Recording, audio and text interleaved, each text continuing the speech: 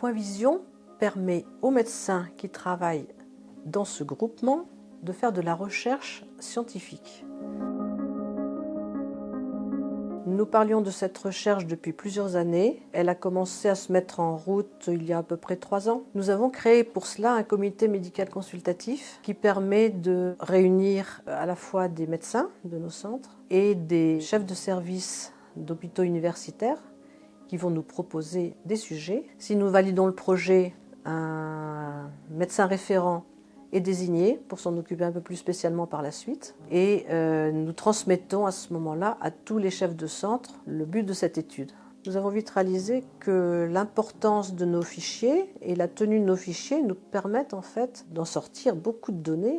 Cela crée des bases de patients qui sont très utiles pour des études importantes scientifiques de recherche. Nous avons eu 1 500 000 patients qui sont passés par les centres Point Vision en 2024. Les chefs de service des hôpitaux cherchent des bases comme ça pour pouvoir travailler dessus. Nous avons en ce moment une étude en cours sur l'évolution de la myopie chez l'enfant et une étude sur le glaucome. L'étude dépistage que nous comptons mettre en place est une étude dans laquelle nous souhaitons développer un algorithme d'intelligence artificielle basé sur des rétinophotos et éventuellement d'autres paramètres ophtalmologiques qui nous paraîtraient pertinents pour améliorer le dépistage du glaucome en population générale, de façon à pouvoir les classer en suspect ou en non suspect et aboutir in fine à des recommandations de dépistage par l'HAS. Donc c'est un projet qui est assez large, qui va se dérouler en 3 phases. Il y a une première phase où on va apprendre à l'algorithme ce qu'est la maladie glaucomateuse et aussi ce que sont d'autres pathologies du nerf optique non glaucomateuses. Et il y aura ensuite une deuxième phase, tester l'algorithme en population générale, et une troisième phase pour comparer les performances de l'algorithme avec les méthodes actuelles de dépistage du glaucome. Et donc nous collaborons avec Point Vision pour la première phase de ce projet, puisque Point Vision dispose d'une base de données très large de patients français. Notre travail va consister à sélectionner les patients. On en a sélectionné 24 000 actuellement qui ont la pathologie glaucomateuse avérée dans la base de données Point Vision. On doit faire un appariement avec 24 000 sujets non atteints de façon avérée aussi de la pathologie glaucomateuse.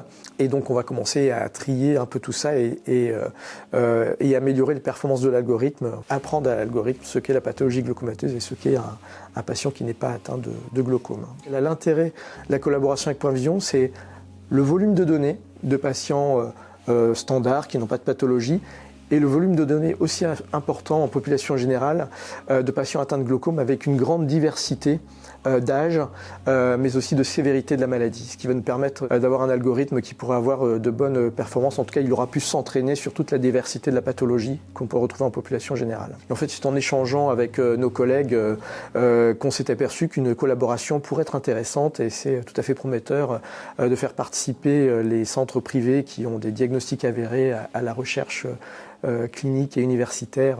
Et grâce à l'entremise de la Fondation Bordeaux Université, on a pu mettre en place un partenariat sans conflit d'intérêts sous forme de mécénat scientifique où Point Vision nous cède sa base de données et l'Université de Bordeaux et le CHU de Bordeaux vont conventionner avec la Fondation Bordeaux Université et ensuite restera à mettre en place les circuits de transfert de la base de données en suivant évidemment les réglementations européennes RGPD. Le rôle des centres Point Vision dans la recherche, effectivement, me semble être une très bonne opportunité pour des médecins praticiens et des chercheurs de travailler ensemble. Les praticiens travaillant au sein de nos groupes peuvent très bien s'intéresser à des sujets particuliers et donc s'investir, s'ils le souhaitent, plus spécifiquement dans telle ou telle pathologie et réaliser des études en commun avec des centres plus importants, s'ils le souhaitent, hospitalo-universitaires. Le résultat de ces études peut tout à fait être bénéfique pour le patient parce que cela débouche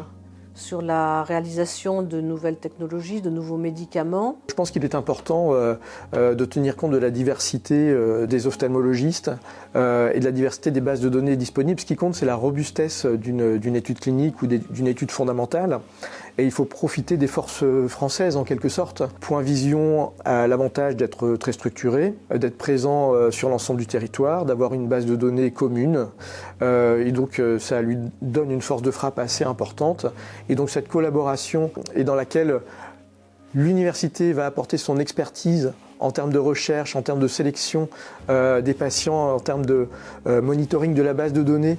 Bien, c'est quand même une force assez importante et c'est vraiment la complémentarité des compétences qui est importante. Nous sommes encore au début de cette implication dans la recherche, mais nous commençons à en voir bien toute la potentialité.